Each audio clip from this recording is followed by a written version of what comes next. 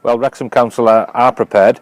Over the last few months we've been preparing our winter fleet. We have a fleet of 10 vehicles and a priority 1 gritting routes, and we're ready to go and have a salt storage adequate to cope with a winter. We have a number of different types of fleet. Obviously we've got the standard gritting vehicles, but we've also got some tractors, some quad bikes, and we've also got some vehicles for adverse weather that we can use if in inclement conditions and awkward conditions.